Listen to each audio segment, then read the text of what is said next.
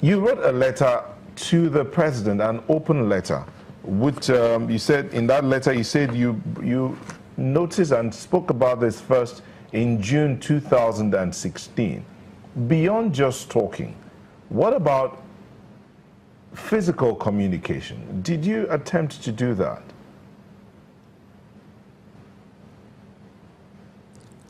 Come again? Are you speaking to me? You wrote a letter, an open letter to the president about this matter, and in that letter you said you first warned about this situation in Taraba, Adamawa, Nasarawa. Yes. Okay, so you said you warned about these happenings in Nasarawa, Adamawa, Benue, and some other parts of the country way back in 2016. I'm saying, beyond just warning, what else can we do to ensure that this kind of things are curbed to the barest minimum, if not completely eradicated? I'm a professor. My job is thinking. I think about phenomena.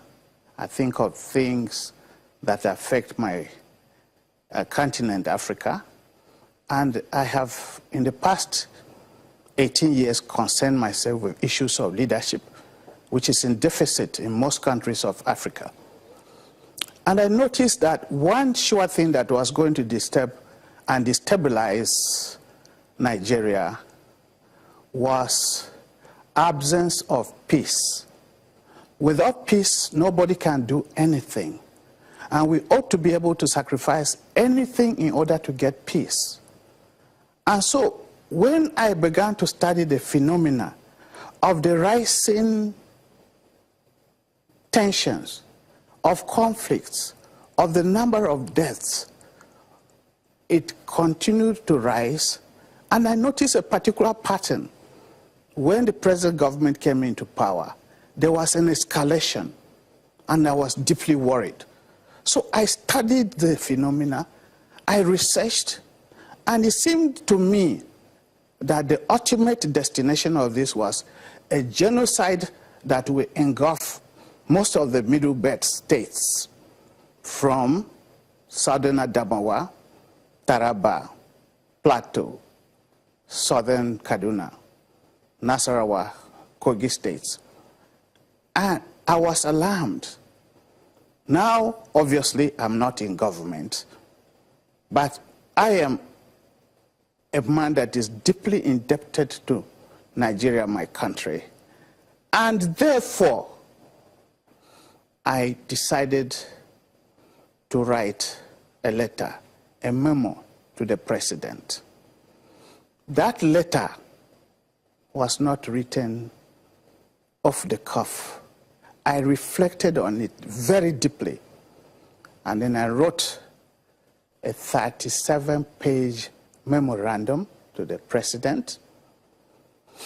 I outlined to him the significance of genocide.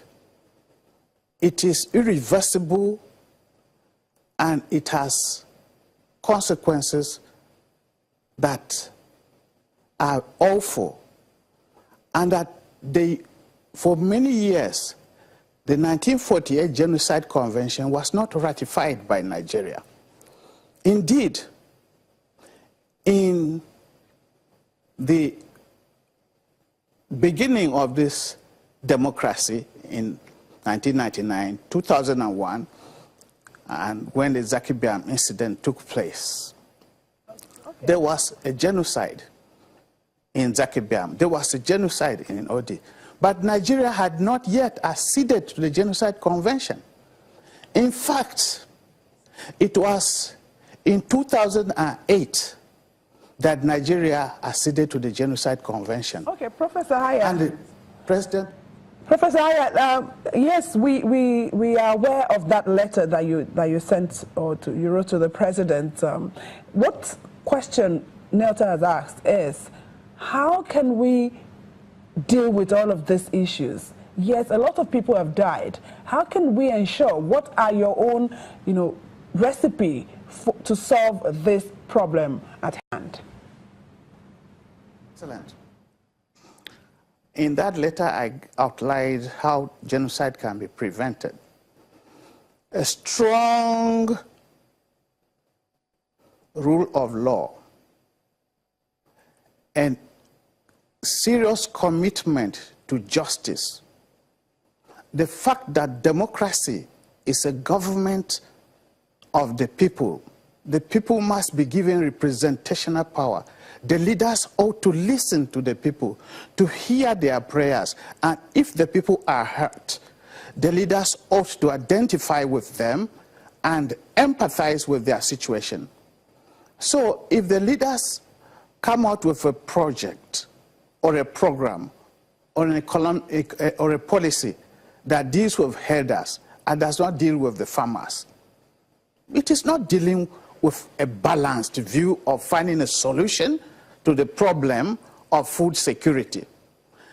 I expected that when this country wants to start becoming an honor and justice society, all the former problems of this country, all the former conversations that we have discussed about, all the panels we have had before, all the judicial commissions and all the white papers that have been stuck in government should be brought out in the open. There's too much secrecy. Democracy, the government is accountable to the people, and the people should hold the government accountable. So we should be free to criticize our leaders. We should be free to advise them. You listen to the Secretary General of the Miyetti Allah talk about their concerns about the law and what he thinks should be the solution, a sit down at the table to talk. What's your take on that?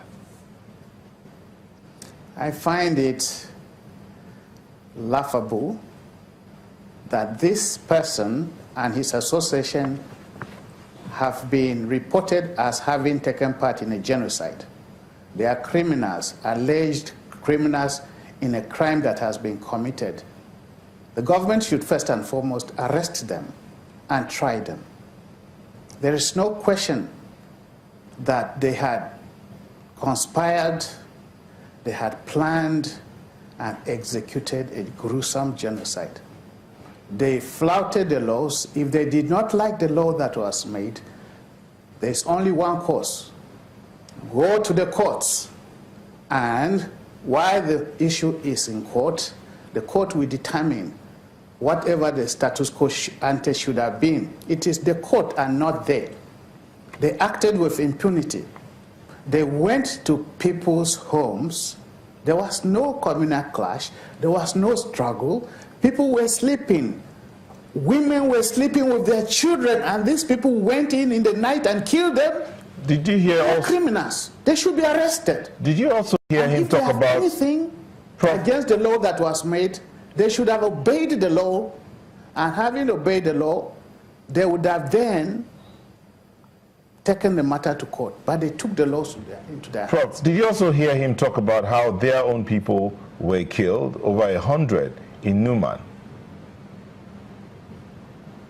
Sorry? I said, did you also hear him talk about how their own people were killed in Numan, over 100?